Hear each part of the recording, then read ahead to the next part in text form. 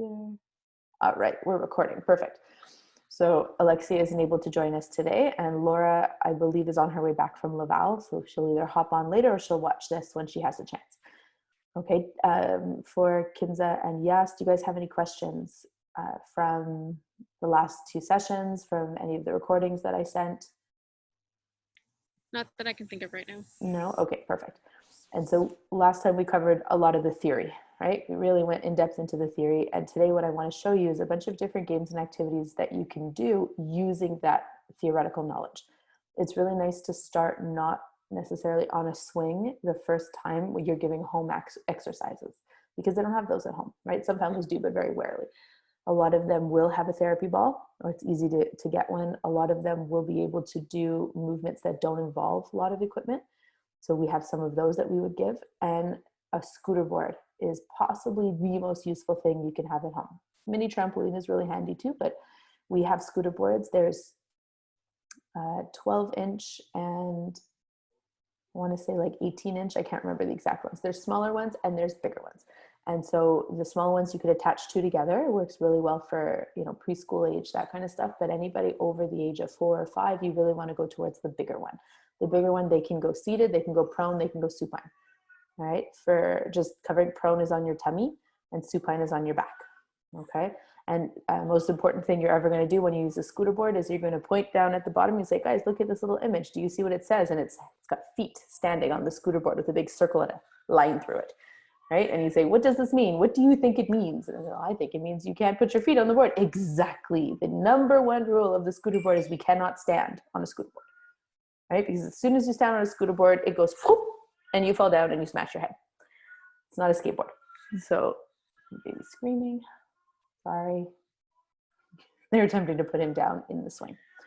I'm going to pull up one of my favorite ones. Okay, so I would say, what's the best place to start? The best scooter board game ever is called the Boomerang. And I just need to find it now in all of my videos, because everything when I had it, by the way, was perfectly labeled. I just don't know where it is anymore. So we're going to find the scooter board activity. It could be this one or this one. Let's have a look. Okay, so that's one of them. Okay, I'm going to share my screen with you guys and we'll watch this and then we'll break it down and talk about what you're seeing. Okay. Can you guys all see? Yeah. All right. Okay, I'm going to turn the volume off because I can talk better. Right, so Alex is right here and she's on the scooter board. She's in prone. Whenever you're putting someone on the scooter board, you want to make sure that their hips, very much their pelvic area, is in the center of the scooter board. Otherwise, their legs drag or they fall forward when they pull. Okay, to be in prone, you need to have the ability to hold your arms up and your legs up and still be balanced on the scooter board. This is TheraBand. What you see that I'm holding is black TheraBand. It's the hardest one that we have, like the strongest. And I have a knot on it, which allows me to put it in the door, right? So I can do this exercise by myself. Sometimes I do it with a parent and I have the parent hold the other end. That's also therapeutic. Sometimes I'll get a kid to hold it because the postural stability, the grip strength, the bilateral coordination to hold the band while someone's pulling like this is also therapeutic, right? Everything has a purpose. So what you see Alex doing is pulling, and then as she gets to the end, she pushes back, right? So it's very much like a boomerang, forward and backward, forward and backward. And it looks like the simplest activity you will ever see. Everybody who can do this activity loves it. It is extremely calming. Part of it is that very predictable linear movement. It's slow and rhythmic, which is very calming. You're still getting the vestibular input, but it's not disorganizing. You also have the heavy work of pulling and pushing. And then on top of it, you have the motor planning that you need to basically put in place to accomplish this task.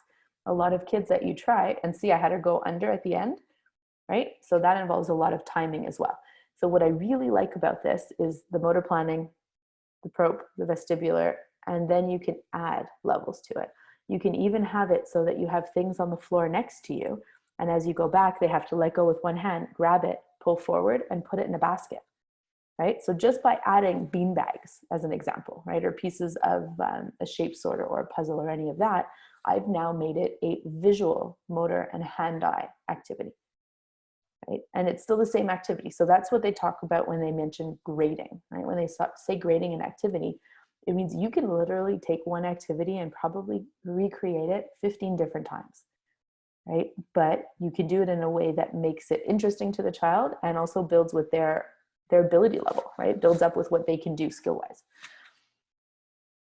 Who's got questions about this fun game? No? Silence. Okay.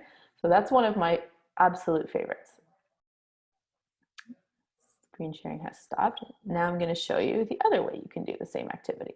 So now we're in supine. I'll turn the volume down again. So same setup, right? Except I have her on supine. So hold on while she's going.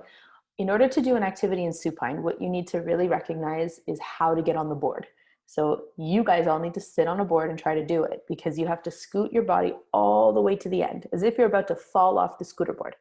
And then you lay onto your back. And sometimes you still have to kind of shimmy forward a little bit. You want really the back, not your bottom, to be on the scooter board in order to then get your legs up. So you bring your legs up into flexion, and then you have to flex to get your arms and head up as well, right? Those shoulders really need to be curled in. This is significantly harder than the prone exercise. When they're going to pull, a lot of kids will be really awkward at first. It's a lot harder to get the up and over motion that you're looking for, but you really want to be able to mix up the positions you put a child in order to stimulate the vestibular system in many different ways. Okay, so I'll show you guys what this one looks like. And you can see, and even, yeah, see, so she was too far off the board, and so she fell off. So I have her lift herself up, scoot herself back, and I don't like the way she's holding it. I didn't change it then, right? And you can see that she lets her head go a lot of the time, and the hair is like hanging down.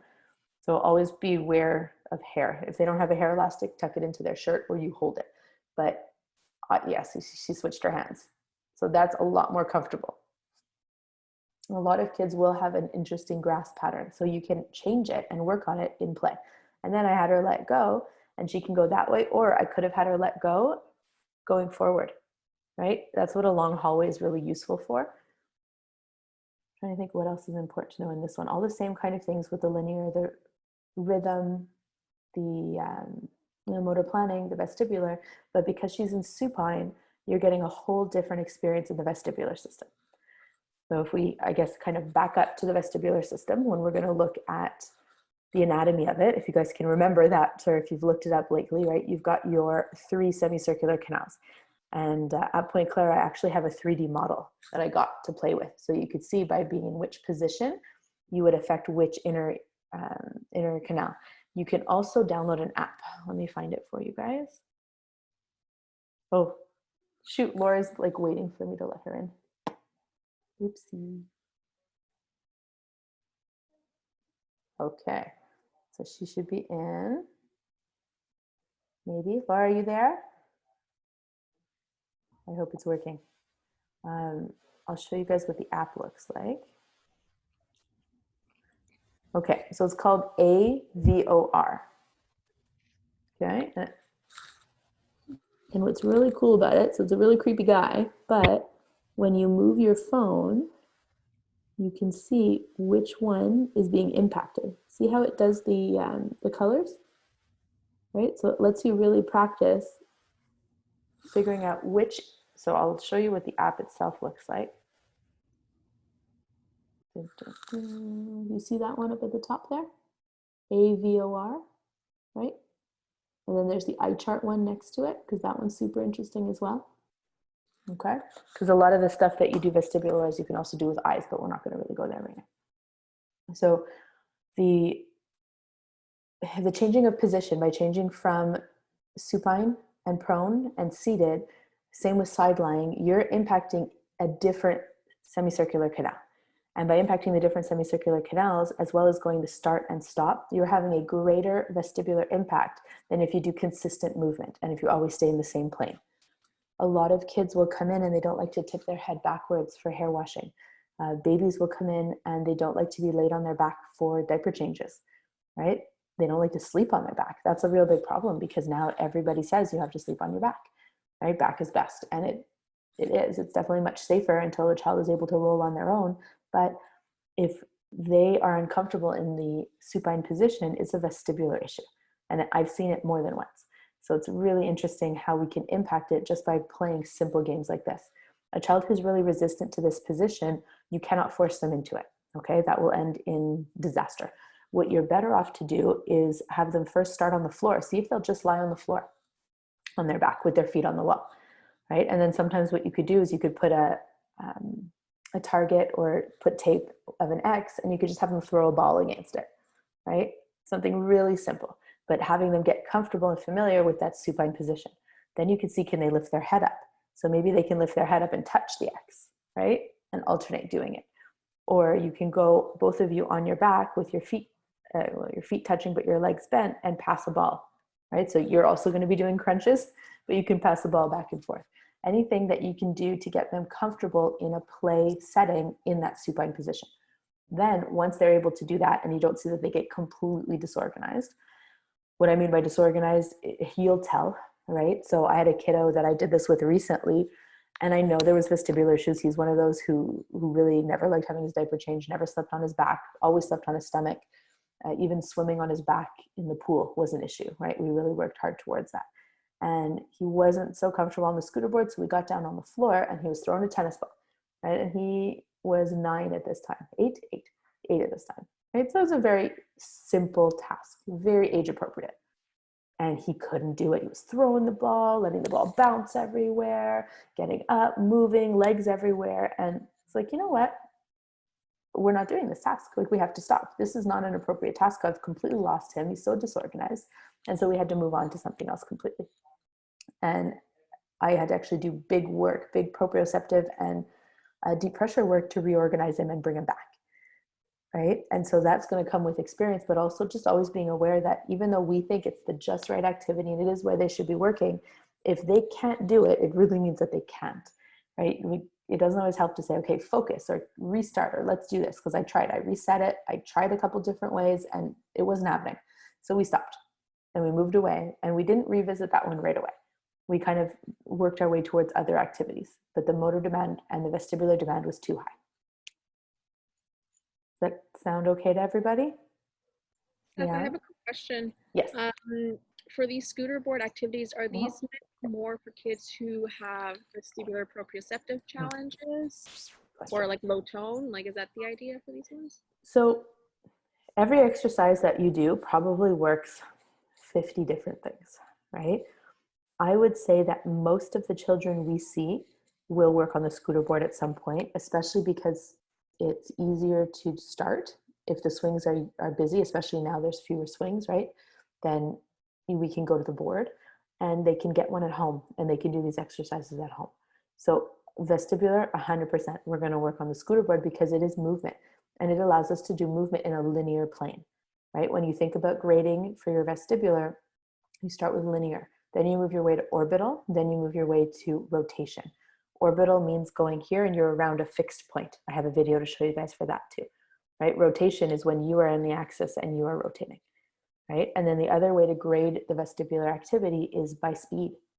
So if you go faster, it is more stimulating, more disorganizing. If you go slower, find more of a rhythm, it's more calming and organizing, right? So there's literally countless of ways that you can adjust vestibular to make it possible for the child to do. The other important thing to remember, right, because a lot of us have done the astronaut training program and the astronaut exercises, and by doing those are movement based, right? So it's about rotating a child in a fixed point in different positions and pairing it with eye exercises. And we're not going to go through those today. We'll just do the pre-vestibular ones. But the other way to impact the vestibular system is by starting and stopping. So you actually get more bang for your buck for any start and stop activities that you do. So a swing, you go one way and you go back, right? So it's starting and stopping. It's not a continuous plane of motion, right? So what happens is your vestibular system has to reset every time, right? And that's what's doing the work for you. Every time you stop, right? So movement, especially if you're doing a rotation, when you stop, the liquid in the semicircular canal is viscous. It's really thick. And so what will happen is that it takes time for your body to then feel the stop. That's why you see PRN, which is when you see the eyes moving, right? If any of you watch the clinical observations one, Your PRN is because your body doesn't just automatically stop feeling the motion, right? The little hairs in the fluid is still being like it hasn't stopped moving yet, which means it's still stimulating your cilia, which means your body is still getting the input that you're moving. All right, hold on one second. Is anybody gonna get him? Daniel, is he okay? All right. Is it harder when you put them on your back or on the stomach, or it doesn't do any? It depends on the child, to be honest. I personally have an easier time in prone, and I have found that most kids have an easier time in prone on their tummy. Okay. You have to have good core strength to do supine, and the majority of the kids that we see do not have good core strength. In fact, the majority of kids today don't have core strength. It's quite sad, actually. And so what you'll see is a lot of the kids, right, they're going to start, and they'll start in this position. You see me, right? And then you'll see their head just kind of going, and then it'll readjust, but it's just dragging back. And then it starts dragging on the floor, right? So they don't like doing it because it's really hard work. But again, I haven't done the highest point before failure. So that's my next point, okay? Don't let me forget. So I would usually start in prone. I very rarely start in supine. I find supine is harder, especially with this exercise. There's another nice supine activity that I usually do before I get to supine boomerang. Okay, so I'll show you guys that one next. The other point that I was going to make is highest point before failure. So basically what you want to do in order just to teach a child the correct posture to do something. What? He's wide awake. You guys want to see a really cute baby? Like, hey, I'm supposed to be napping, but I'm totally not. What is up?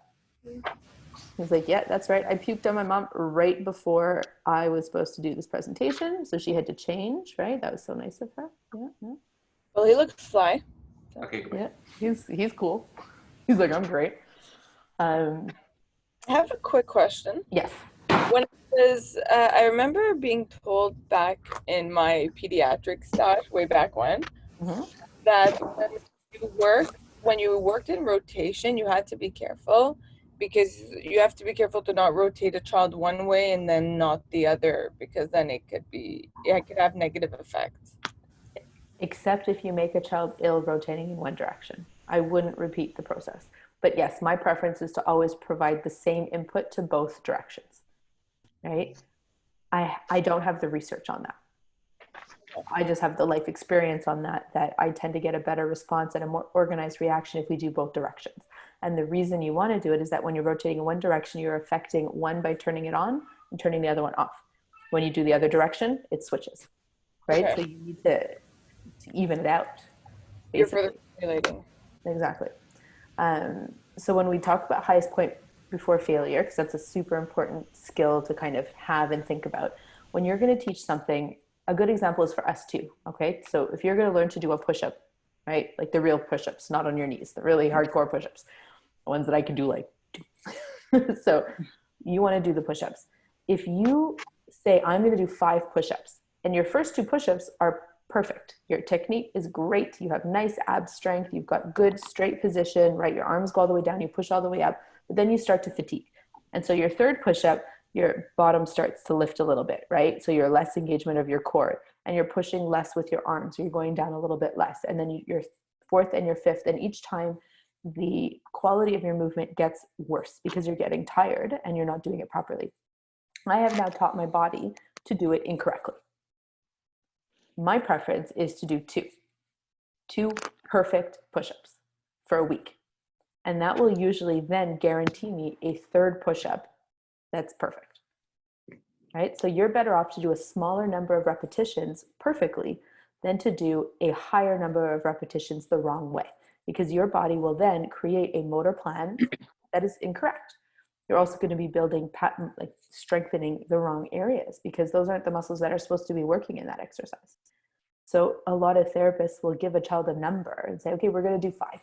But if you're doing this scooter board activity and after 2, her head is dragging on the floor, that's the time to stop. You don't keep going, because now she's no longer doing the correct activity. So it's no longer accessing the vestibular system the way it's supposed to. It's no longer using the core and flexion chain, right, to work.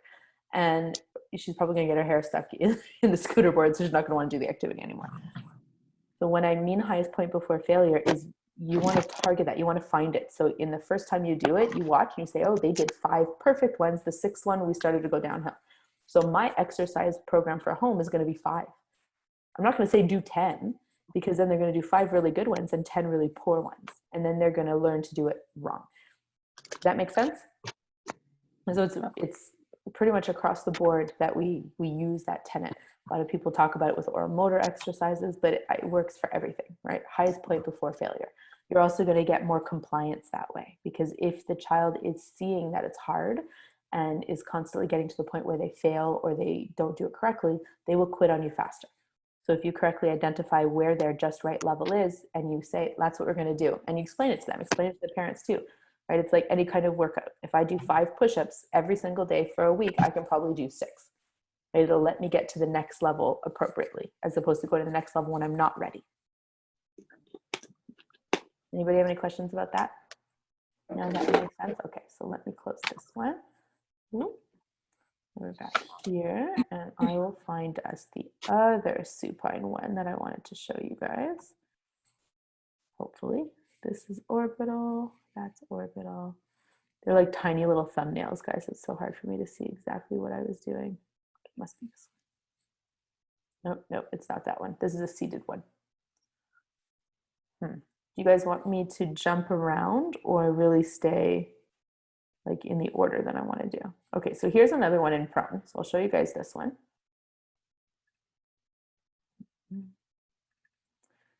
Right, so using a wall. Everybody at home will likely have a hallway and a wall. And so what I want to do here, because she's doing this on her own, she doesn't need me. She's going to push off the wall and scoot backwards and get to the other side of the wall and push herself back. Okay, so can everybody see? Look at that. And so there we go.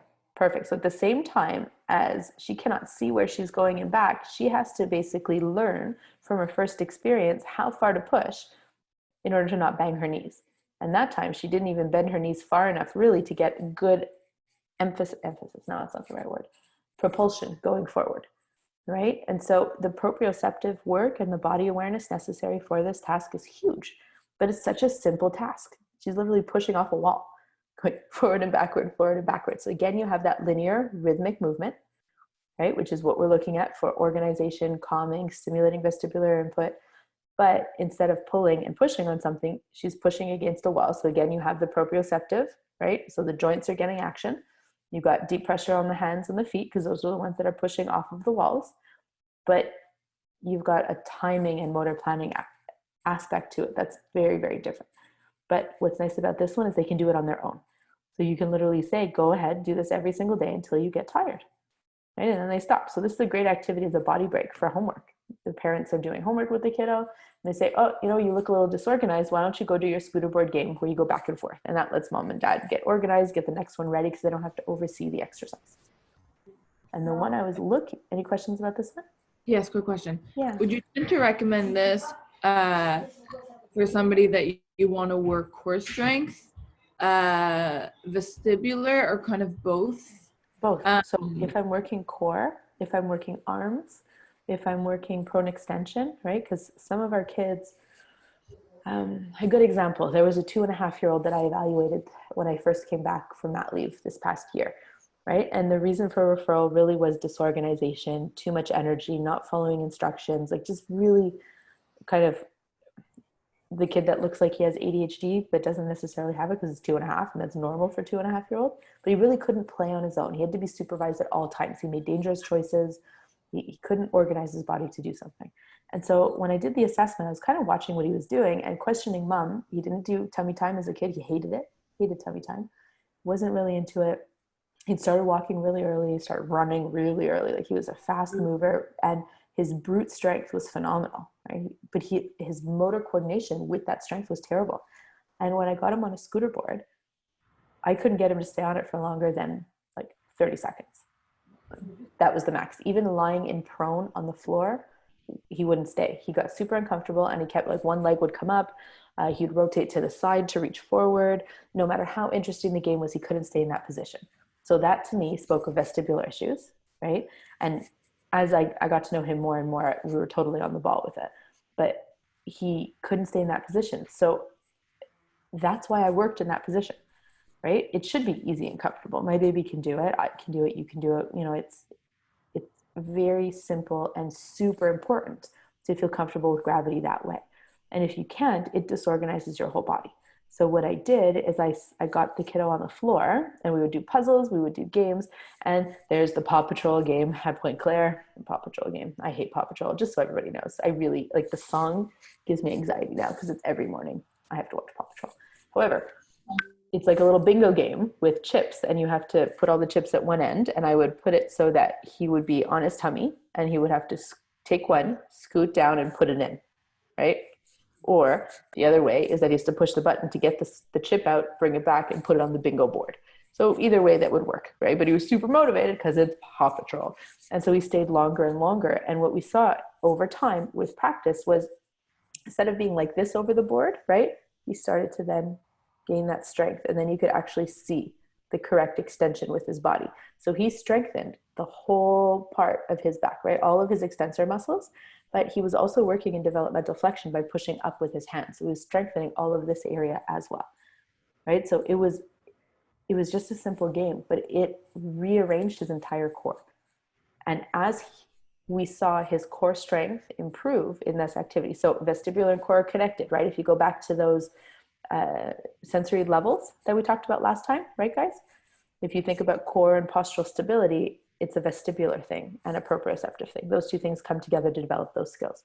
So by working on those skills, you're automatically going to be improving core strength, right? So we don't need to do sit-ups. Some kids might like to do sit-ups. Very rare, right? By doing exercises like this, you are directly influencing core strength, postural stability through the vestibular and proprioceptive systems, right? But if you have a child who is also really sensitive to vestibular or is constantly seeking vestibular input, right? So that's that modulation versus the processing, different kind of input, right? Then you can use these exercises to work on self-regulation and the vestibular modulation. So a kid who's very sensitive to movement is going to go extremely slowly, and they will hit their maximum very quickly, right? When they hit their maximum, that's when you stop, right? Or ideally, you stop right before they get to their maximum, because at that point, they're disorganized. So after the first time you see, and you're like, okay, they can do this for 30 seconds, you're going to want to stop them at 25, right? Because if they've gotten to 30, the highest point before failure, if you do the wrong one at the end, that's what you remember. That's what your body remembers, right? So if we do 25 perfect seconds, they feel great. It's wonderful. And you do that every day for a week, 2 weeks, maybe we can then get to 27 or 30 seconds, right? And we're slowly going to build the tolerance because the body's going to be more accepting of the movement. And you're going to have better luck with something like this in linear before you move to orbital or vestibular because it's not as intense. Does that make sense? Yeah. Does it kind of answer your question, Laura? Yes. I also have a second question though. Yeah. If you don't mind. So I'm wondering if vestibular is disorganizing for a child. Mm-hmm. Is that a sign of an immature vestibular system and it will eventually get organized with working at it? Yes and no. So it could mean that the body is too sensitive to that input, right? In which case, do you want to try feeding him maybe? I'll try feeding him. Okay. That was just a screaming baby. He was so happy like 30 seconds ago. This is like the worst time of night for babies. And I'm so lucky it's not me who's dealing with him right now. I do have an advantage though, because I have a boob and he does not. So it's rather too bad for him. I totally cheat. Get him one. They make some great fake ones now. I know, I've seen it. It's hilarious. Okay, so for vestibular, right? When it gets disorganizing, the movement, it means we've hit our max, right? It's too much. So by working on it, we will get to the point, hopefully, where it no longer disorganizes us. If it also disorganizes us and we see we're like, it's not always, it's just sometimes, it could be that the task is too hard. So those are really the two main things you're going to kind of question when you see, okay, we did this activity and it was a big fail. what did I do wrong, right? And that is like, that's therapy, by the way. You just assessed a child in a way that you didn't know you were going to be assessing them. You thought you were going to be treating them. Now you're assessing them. Something didn't click. Was it that the movement was too fast? Was it too long? Did they fatigue, right? Because that's a big factor too. Fatigue is disorganizing.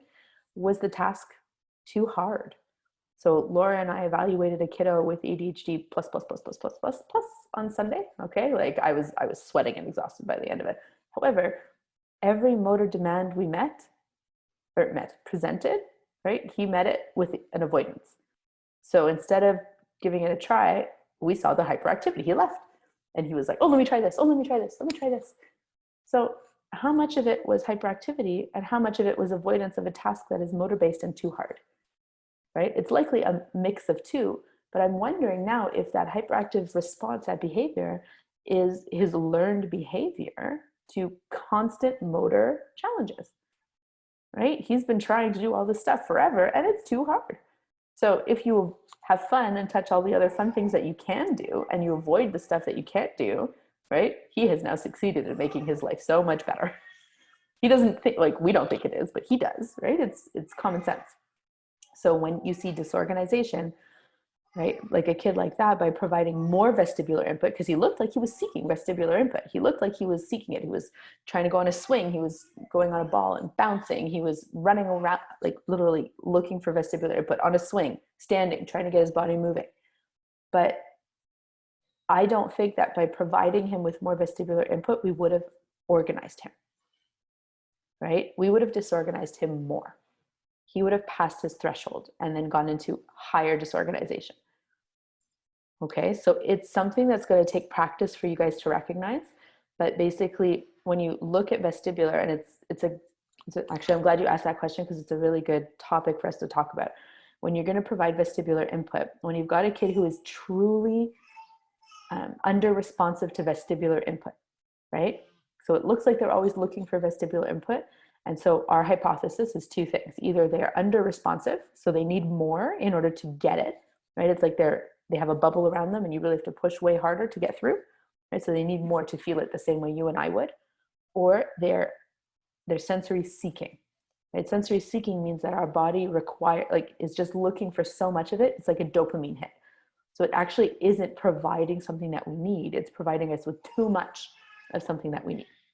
So if it is a true under responsiveness to vestibular, if we provide the just right amount of vestibular, and that takes a little bit of playing, they will then be able to concentrate on they'll get to just right. They'll be able to concentrate on the activity that they're doing, right? They will not become over energized, hyperactive from the movement.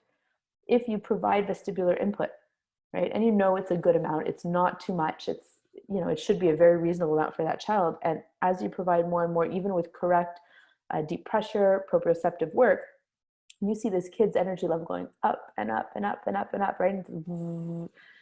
They're sensory seeking. Providing them with the input is actually not giving them the solution they're looking for. They keep getting it and they're like, this is awesome. And then they want more. So they've now just passed right through just right and hit too much. And it's really hard to get them back down. Does that make sense? And but then do you just not work on it? No, you not work on it. How do you address that? Yeah. So if it's sensory seeking, right, versus it's like under responsive, you provide the vestibular input that they're looking for, and then you slowly build up, right? How can we give it to them more often throughout the day so they don't have to seek it in inappropriate ways? Because that's what ends up happening, right? So kids who sit too long at school then end up looking for really intense doses of vestibular. If we provide it regularly, then they are not going to seek it inappropriately, because it's the inappropriate stuff, right? The stuff that isn't functional, the stuff that is us leaving our desk at an inappropriate time, those kind of things are the thing that get us upset, not moving, right? Kids are supposed to move. It's when we do it when we're not allowed or not supposed to that gets us into trouble. And that's when it becomes not functional. How do I explain that better? Okay, so the way I like to explain that to parents, because that question comes up a lot, and why people use the term sensory diet, right? So when you talk about a sensory diet, the reason they chose diet, or the reason I think they chose diet, is that a lot of people understand a food diet. So if you are passing around your typical day. Usually eat breakfast around the same time, right? So say we eat breakfast around 7. You're hungry at 7 o'clock. And then you're usually hungry again around snack time at 10, lunchtime at 12, snack time around 3, and then dinner around 6 o'clock, 5:30, right? Your body has those hunger symbols. And you can literally, those hunger signs can tell you around what time it is in the day if you've eaten your regular schedule for most days, because your body is trained to respond and expect input, right? In this case, food, always around the same time every day.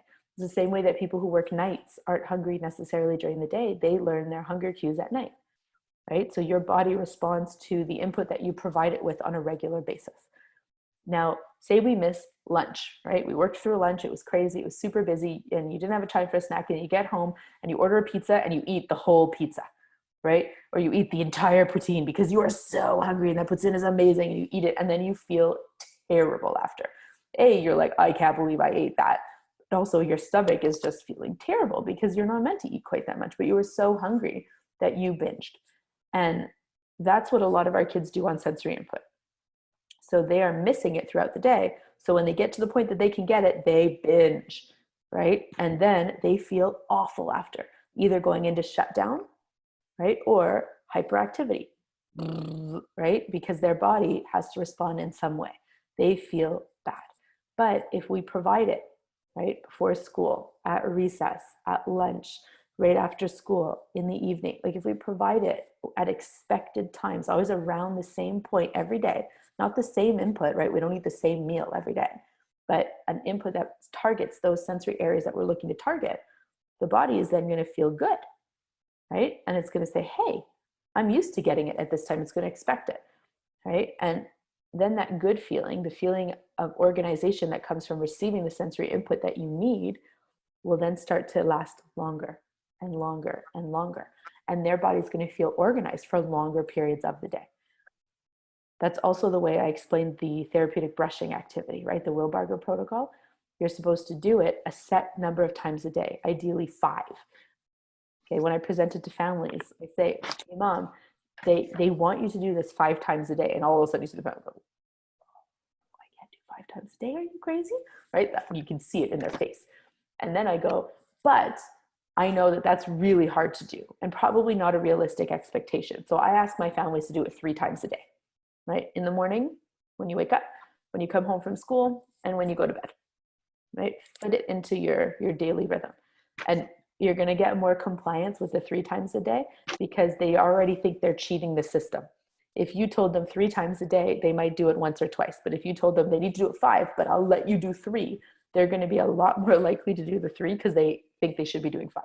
And they should be, but it's just not realistic, right? They're not following their kid all day long. Does that make sense? Anytime you present something to somebody, give them the bigger picture and then make a deal. Okay, parents work the same way as kids. When you make a deal, they're like, hey, I can do the deal. Thank you so much for thinking about what is hard for me, and I will do what you just asked me to do, right? And it works like 90% of the time. So the brushing works in a similar way, the brushing and compressions, and we won't cover that today because that's really something I would need to show you how to do. So somebody physically will have to show you how to do it. But the point is that it provides a deep pressure organizing input regularly throughout the day, right? Our kids don't feel organized. They're disorganized. That is their normal. And in order to get them to feel organized and stay in that state, right? So we want them to stay in that state of arousal where they can be at the just right level for the task at hand. We need them to feel like that's their normal, that's their everyday. For me, it's easy, right? For many of us, it's easy. We've been practicing this for a long time, right? Going out and running a marathon where your heart rate has to be up, your energy level has to be up, all that stuff has to be, pumping. That's not within our norm. We have to train our body to get to that point, right? But then after you've been running for a long time and you've slowly built your way up, you're much more comfortable running for longer periods of time at a faster pace, right? And then you can stay in that arousal level for longer periods of time. So we are training the body to go in the opposite direction because a lot of these kids are hyper aroused all the time. We're often training them to come back down into just right in order to have access to all the other skills that they need. Does that make sense? And when you explain it to parents that way, they can understand what you're trying to do. Because often when you do another, like the brush, right? And you'll see kids when it's a good match, they literally melt. They're like cooked spaghetti, right? They're like, and they could fall against you. And so what we want to do is we want to see that response. And parents look at you and they're like, oh my God, you just zombied my baby, right? Like what's happening? Because they never see their kids still ever, right? And the kid's just going, keep going, right? They love it. And it lasts like 4 minutes. And then they're boom, up again. And I have to explain to the parents, I'm like, it's going to take a lot of repetition and other skills coming in for that impact, that feeling to last longer, because they just revert back to their norm as quickly as possible because that's where they are in their comfort zone, right? Our comfort zone is much lower often. So it makes more sense to us to stay in that comfort zone. So let me close this. Are there any questions about that kind of stuff, guys? That made a bit more sense. Hold on, I'm just going to close that video. We're still on scooter board. It's already 7:50. I cannot believe how quickly we get off. But what's good about doing it this way is it allows us to kind of bring theory into it in a way that makes sense, right? We're not overdoing theory. Okay, so it doesn't seem to be here. The one on the back that was sent. Oh, yes it is. Okay, let me share this one. Share screen. Okay, so same thing here, right? This is actually one of my favorite ones to start with too, because kids really enjoy this activity, but it also gives you a really good idea of what their ability is. So see how I want her almost all the way off the scooter board to get on it, right? All the way there. And so the bulk of her back is on it, but still her hips. Her hips don't even really need to be on it necessarily, okay? They could be further off because when she lifts her feet, now she's no longer fully on the board. Right? So she's lifting herself up. She's got her legs flexed 90 degrees. I want her arms. Now look how much of her body is hanging off. Watch what's going to happen. Oh no, she doesn't fall at this time. Okay.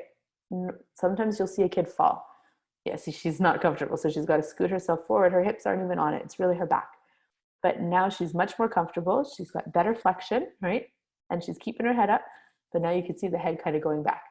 I'm catching her every single time and pushing her back. Right? And so I stopped it because 3 seemed to be like the just right amount for her. If we had kept going, her head would have kept going back and she would no longer be in the correct position for the exercise, right? But kids really enjoy this, especially our seekers, because they want to push as hard as possible and zoom all the way across, right? But they have to keep their head up. So it's both core and vestibular, and you could throw in the motor planning aspect, and at the same time, right, you have that proprioceptive input that is calming at the same time as the vestibular input is alerting and arousing, right? I'm behind pushing the shoulders to push her back into it. This is a really hard one for kids to do on their own because obviously they would smash their head against whatever they were doing, right? So we often teach it to parents and say, you know, you push them back. And it's fun. It's a fun activity. It's silly. It allows them to be silly. And you try to go again to the highest point before failure. I can't remember what this is called. In the clinics, guys, there are boxes of cards, right? They're tin boxes. We have them at both Pointe Claire and Outremont. And there's a scooter board one. It's the purple one. And it has all these exercises in prone, all these exercises in supine, and a ton in seated as well. Some with the scooter board ramp and some without, right? These happen to be the ones that are very popular, and that's why I made videos of them. But if you want, you can go and you can look, and they have names like the boomerang, that kind of stuff. So they have names on them, which helps you to take your notes. If you learn it that way and you remember what you want, right? I often just call this supine wall smash, right? Because that makes sense to me. They're in supine and they're smashing against the wall. But feel free to go through and look through all those cards and say, okay, I'm going to pick 3. Pick 3 that you know the child can do. And then you present it to the child and say, okay, choose what you would like, right? What do you want to do? What do you want to try? So I'm going to show a couple more before we run out of time. I'll come up in a minute, okay? When I'm done. I'll come up in a few minutes when I'm done, if he's still awake. Okay. I'm going to watch these back one day. I'll be like, oh gosh, what, like, sorry that it's so crazy in my house, basically is where I'm at on that one. Okay, here is a good seated one, right? So seated position, I'm using a therapy band. You can use a therapy band, elastic band, whichever. You want to make sure you have a nice open spot. Holy crap, I was very pregnant at that time. Okay, and so almost 10-pound baby in there, guys. I mean, this was still, I had 2 months to go at this point, by the way, 2+ months. And look how big I was. It's crazy.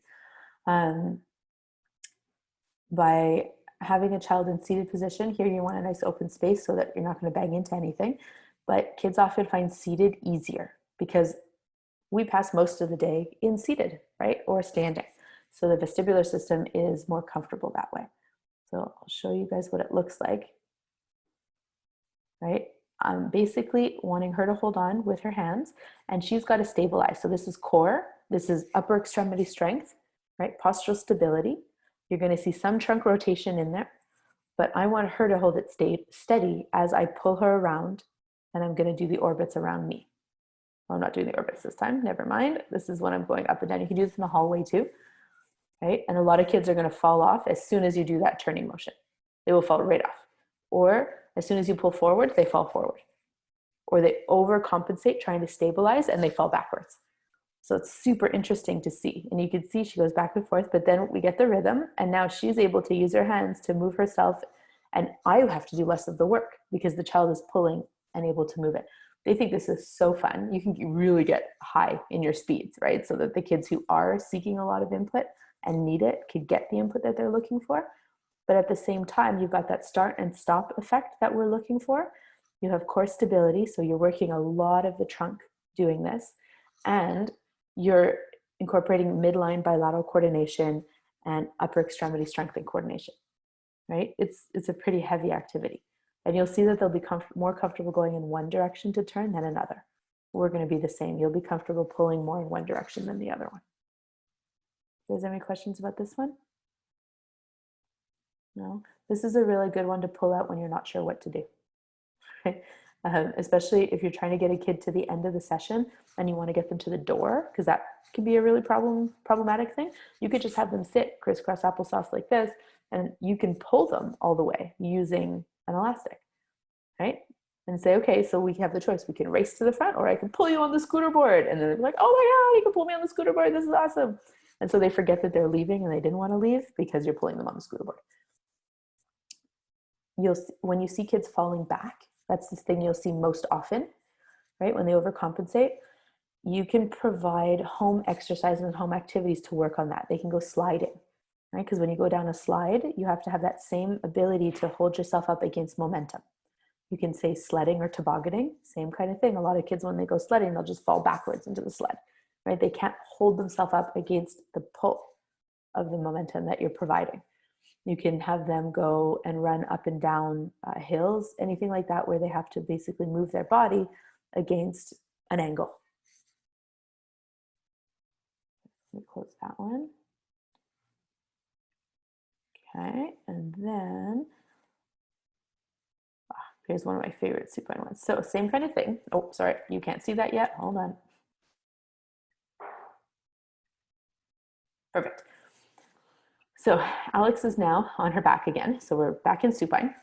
She's also holding a pinwheel, right? Silly little dollar store pinwheel. These things are great. You're going to see a lot of these exercises when you learn the astronaut program or when you take the astronaut program book. The point of this is that we are now working in orbital, not linear anymore. We're again in supine. This is a big one on us. If you get motion sick or if you're very sensitive to vestibular, this will be a hard activity for you to do because we are going to be in rotation. So I get dizzy doing this activity as well as the kids. And so I'm going to have her, and she has to watch the pinwheel. So now I'm able to get the eyes involved. All right. And notice that she's holding it in midline. The eyes are being held in midline. And by having her hold it in the direction that you're spinning, it will spin. If you hold it in the other direction, it will not spin. Okay, so that's just like a fun way to get the kids to really look. Otherwise, their arms are often hanging off, they get distracted, and you're not tying in the visual piece. Vision, ocular motor is again that vestibular part that you want to work as well. So you really want to bring the eyes to midline. There's a lot of work that involves bringing things to midline, right? Midline is organizing, and a lot of our kids cannot find it. She had a hard time keeping her head up, right? Everybody noticed that her head was really straight, not fully up, nor were her shoulders fully up. So she did not engage her core a lot there, right? So that's something that you can cue a child to do. And you actually hope that with the movement, they'll be able to do it more because we're providing the body with more vestibular input. I would do it in one direction, and Then I would sit down and I'd have them sit down and we would do a big squish. Often I get very dramatic and I say, I'm so dizzy. I need you to help me, right? Push against my back or take my hand and push me really hard. And we push because I want to provide them with deep pressure and proprioceptive input to reorganize after all of that disorganizing movement, right? Because that's very intense sometimes. Plus it's hard because it's core. So then they're helping me though, right? Because I've told them I'm so dizzy and I need the help to get better organized. So you often get a lot more compliance that way. And then I would go the opposite direction the same amount of times, usually 5, because that's harder on our bodies too. And the other way to do that one is in prone. So I'll show you guys that one.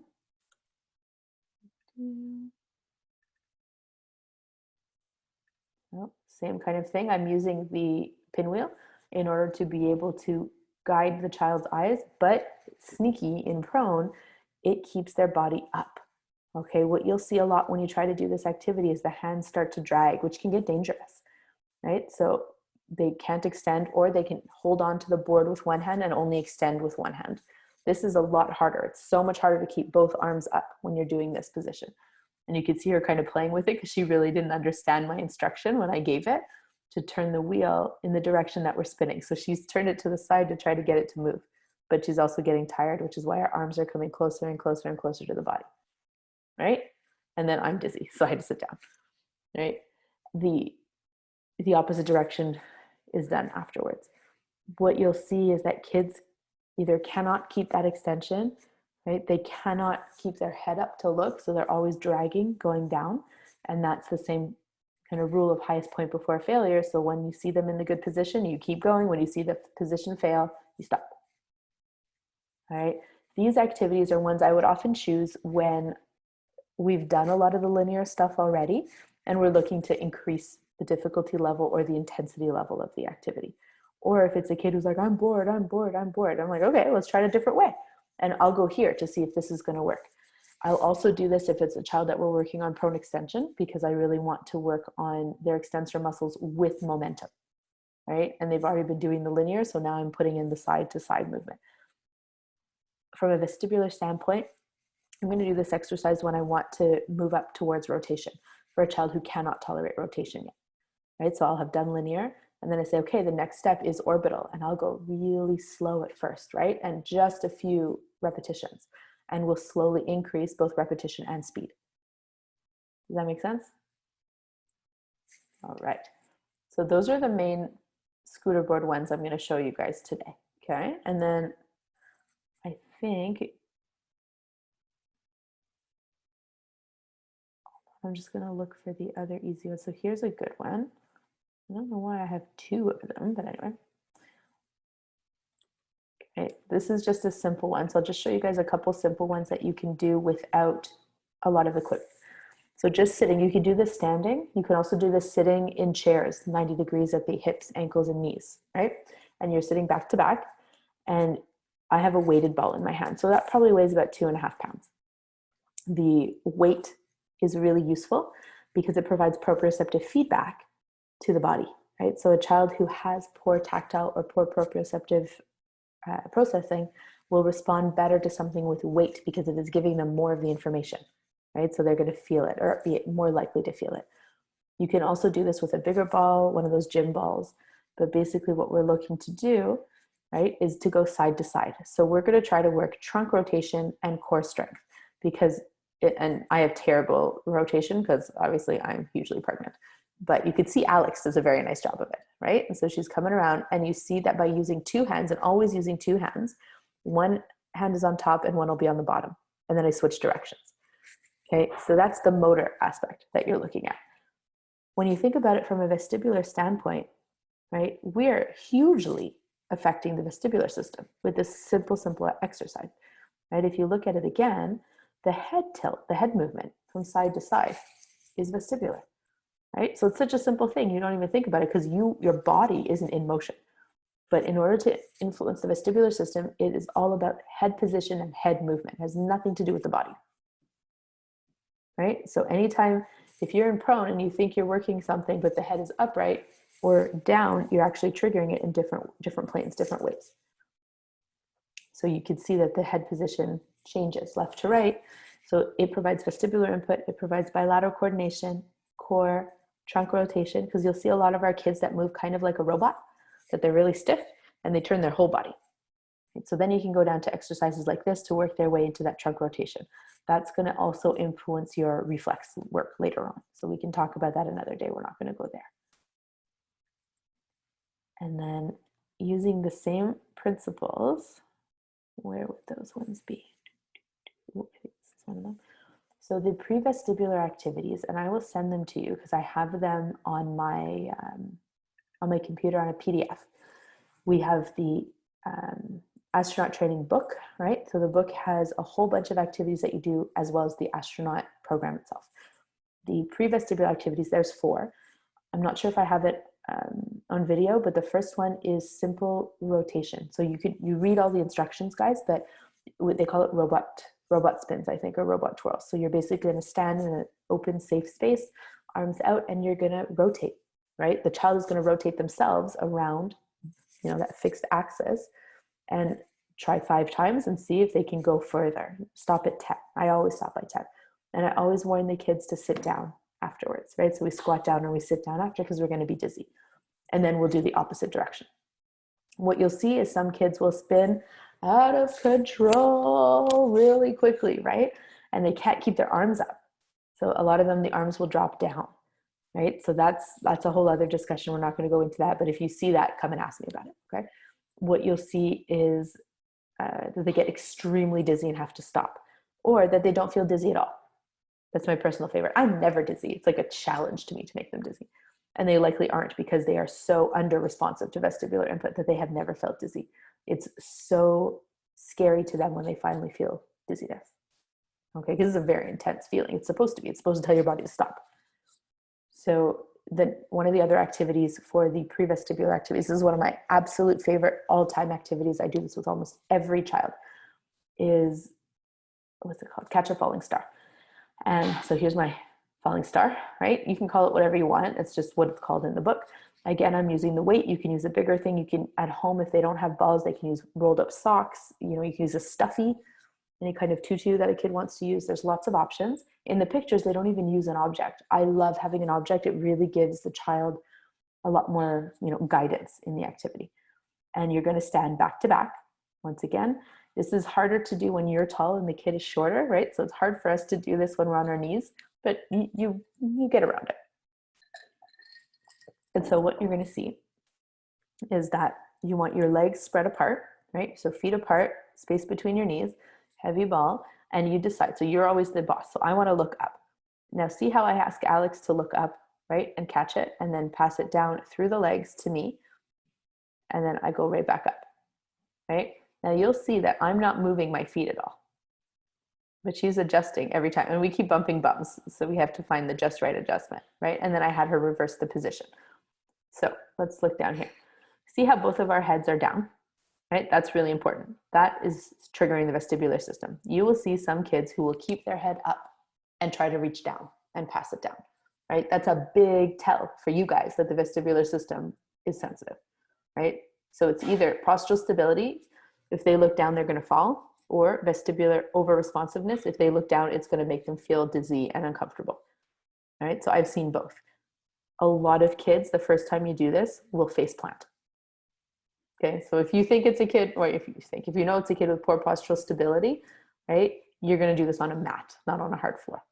Okay, because by going down like this and passing it under, they just lose their balance and they go right head first into the floor. I've seen it more than once. So just always a heads up. But it's really important. It's also the way I sometimes teach kids to do somersaults. Okay, because the way to do somersaults really fluidly, because your body follows your head, is if you were looking under the legs and you keep looking, eventually your body will just fall forward in a somersault. Just a fun fact. When we are in the upper position, there's a better position for it, like the one at the beginning. Okay, so here, you see how both of our heads are leaning back, right? So we've got our head tilted back and our eyes are up looking for the ball. That is the position you want to be in. A lot of kids will keep their head straight, reach their arms up, and just start blindly feeling for it, right? That, again, is not vestibular stimulation. So you really need the head to tip back in order to stimulate the vestibular system. When they tip back, some kids fall backwards. That's why we want them to practice these positions, going forward and tucking it in, and going back and going. Can you hear the beeping? Is that really annoying to you guys? Or is it just, no, okay, sorry, someone's texting me and it's like super annoying to me, as long as it's not bothering you guys. And so head tilted back and head going forward. That is also a reflex, okay? So that's, just keep that in mind when you see a child who struggles with head back and head forward. It is also the TLR reflex, but we're not, tonic labyrinthine reflex, but we're not going to get into that right now. The postural stability work that you get from this, as well as the vestibular work that you get, basically trains the body to then be able to go to scooter board activities and anything that requires postural stability. And since pretty much all the kids that we see don't have postural stability, this is applicable for everyone. It also is a really fun activity to do at home. They can do it with siblings, they can do it with their parents. You don't want them moving their feet. Okay, so sometimes what you need to do is put, you know, the kind of tape that you use, painter's tape, right? It's really easy to peel and stuff, and you can get at the dollar store, it's not expensive. You put painter tape X's on the floor, right? And you say, okay, that's the visual, that's where you're going to keep your feet. It's amazing how good kids will be if they have a fixed place to keep their feet. And then if you really need to get dramatic about it, because we're talking about how we're astronauts and we're going to space and we have to put on our magnet boots so we don't float away into space. And don't forget to turn on your magnet boots. And like, we literally bend down and turn on our magnet boots. Okay, I do that a lot. But they think it's hilarious. And because they've turned on the magnet boots, they really keep their feet in the right place. I have one more like this that I want to show you guys. That is also the same set of exercises. So the ones without the scooter Yes. board are your prerequisites. Yeah, I usually like to do these, both for the postural stability work and the vestibular work, right? Is there a way for the family to purchase those scooters? Are they expensive? We have them.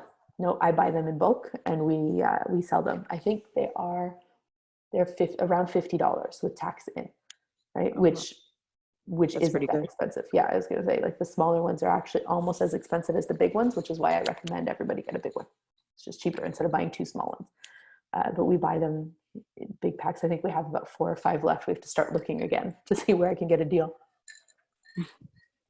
Everything that we have at the clinic, by the way, all the material that we have there for sale is stuff that we use. And the reason that I started carrying material, this doesn't make us any money. We sell at the same cost that they would get it anywhere else, right? Like FDMT or any of those places, we sell the exact same cost, is because I want them to do their homework. And I used to say, okay, go and get a scooter board.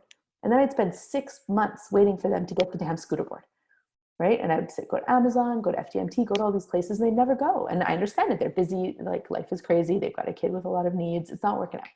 So everything that I recommend in homework, well, everything, many of the things that I recommend, we now carry so that they can have no excuse. It is there. It is the same price. It's almost cheaper than some of the places you will find it. Please buy it and use it. And so I get compliance, right? My whole goal is compliance. Can you do what I want you to do?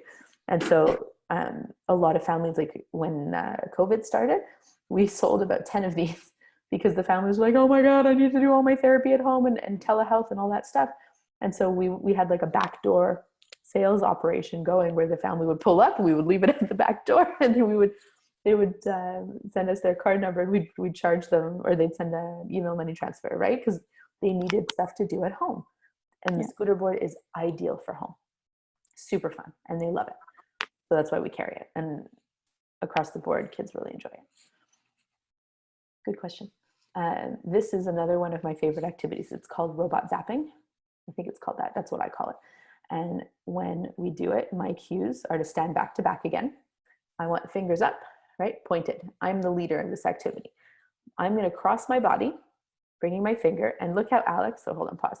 So you see how she's using her left hand to touch mine, right? So in this situation, I want her to use her right hand. I want her to also cross her body and come across midline. So there's trunk rotation, there's midline crossing, there's bilateral coordination. There's also vestibular, because look at our heads. Our heads have just moved from midline to the side, right? Now, in order to prompt a child to do it, right, I call it robot zapping, because every time our fingers touch, I go zzz, right? I make a wonderful zapping noise. They think it's hilarious, right? And if they use the wrong finger, I don't make the noise.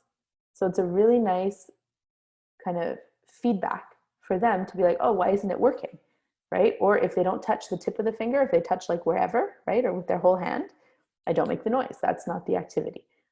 Fingertips need to touch, and it needs to be in the correct hand. And so here I would have cued and said, oh, it's not making the noise. It must be the wrong hand.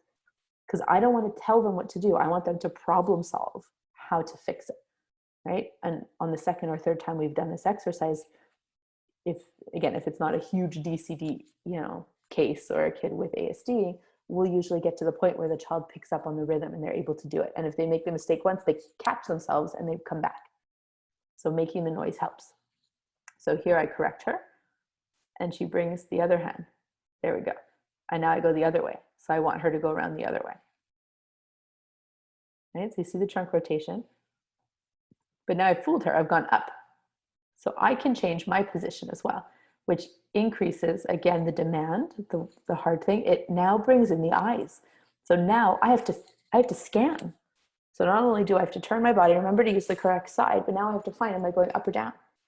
Right? So it's hitting everything that you could want to work on. And you have no equipment. You're standing there playing a game. The one piece of equipment you could possibly need is that painter's tape again, because a lot of our kids will move their feet. They will not rotate at the trunk, right? If they're turning to the right, their left leg will move. And so their whole body comes. Big thing you're going to look for there is if their whole body moves, they are not actually crossing midline, guys. They move their entire body to bring their body to that point, and then they come back. At no time did they cross the midline, right? It's a really big indicator of a child who struggles to cross midline or who does not have the trunk stability in order to have then the rotation, right? In order to have movement, you have to have stability. That's why W sitting is so bad, right? Oh yeah, so W sitting, I'll just throw that in since we're talking about it. W sitting provides a very big, wide base of support, right? Have any of you tried to get into W sitting position? I can't do it. It hurts me. It hurts so bad, right? It's not a natural position after the age of 2, right? Before What's 2. W sitting? Okay, you're going to Google W sitting because I actually can't get into it, but it's basically when you sit, right? So you're sitting upright and the knees go this way and out to the side, right? Under the body. So you'll see the position, the legs look like a W. And so, yes, yeah. It looks very uncomfortable because it is. But those children who are very lax, who have poor tone and have zero postural stability naturally fall into that position because it provides the most stability to the body. It is a huge base of support and it is very stabilizing. And if you try to get into that position later, do this, it's a great experiment. Try to reach forward. Try to have any rotation of your trunk and reach to the side or reach something behind you. You cannot do it. It is almost impossible to do, right? You can get a little ways, but it's not comfortable, it hurts. You're giving up your mobility in order to have more stability, right? But kids who are fixated in that, trying to gain that stability, they don't develop any of those core strength, strategies, but they also don't develop then the ability to have mobility because they're so focused on seeking stability. If you were then going to put yourself in a kneeling position or cross-legged, okay, then lean forward, lean back, go to the side, you'll see how much more mobility you have, but you have less stability in that position. You have to use more core muscles to stay in that postural position. So anytime you're going to look and you're going to question, why are they in that position, right? Think about it. Well, what do they get out of it? So W position gives you more stability. And when you have more stability, what do you lose? You lose mobility. So that's why we don't want them in that position. Physios and doctors will also tell you it's really bad for the hip joint and the knee joint, right? So over time, you're going to develop problems there too. So another reason to avoid it. All right, we way shot over our time. So those are the basic kind of beginner exercises that most of your programs will do. Mostly because you often want to start your work, guys, with the same exercises. Don't reinvent the wheel every time, right? When you start a program with a kiddo, you want it to be something easy for them to do and for you to do. You want it to be something easy for the family to understand and easy for them to do at home. And anytime you're going to start a program, so you've done the evaluation, you know what you're working on, you're going to go into your first session, and the one thing a family really wants to go home with is one useful thing. Right? They don't want 10 things. They don't want a whole booklet right away, nor can they handle it. They're still digesting all the information you gave them in the report. But if you can give them one tool to start with they feel empowered, right? And a problem is so much more manageable if you are doing something about it. So as long as they have one thing to work on at a time, they will usually do it. Again, we're going to build our way. Some families are overachievers and have tons of time. Like, you know, you're going to grade for the family that you have. But in that first visit, if you can give them one of those exercises to do at home, right? Or the set of 3 or 4, that is the pre-vestibular activities. There's one more in there that I didn't have time to show you guys. And they go home and they have something to do. And it's something easy, simple. You don't need a lot of equipment. You don't need a lot of space to do it. They're going to then feel empowered, and the child is going to feel like they're doing it. And you're actually going to see improvement in between sessions because it works. That's what's so cool about it. You'll see improvement in the quality of the movement if they do it correctly. You'll see improvement in the fluidity, the willingness to do, the balance, the postural reactions, all that kind of stuff. And those are the main points, I guess. That's really it. Like, I really like those because they're easy and they work. So don't go crazy trying to think of the most complex thing you can do and thinking up a new program for every kid that you see. Do the stuff that works. And then once they've been introduced to it and you see how quickly they pick up on things, how complex the case is, the next step you'll be able to do is increase the intensity and complexity of the activity, right? Which is when you get to be a bit more creative with it. But if you were to try to plan a day and do 15 different things in that day, you're going to be exhausted. You're going to use too much equipment. You're going to have to keep resetting things up. So often what I'll do is I'll pick the same set of activities or the same swing, right? And I'll use that swing all day, right? You'll see when in the gym, we'll go through phases. We'll have the ladder hung up for like a month, and then it's against the wall and not hung up for a little while because we got over it. And we're like, okay, I'm ready to do something new. But most games and activities can be graded to work on the goals that you're working on with that child.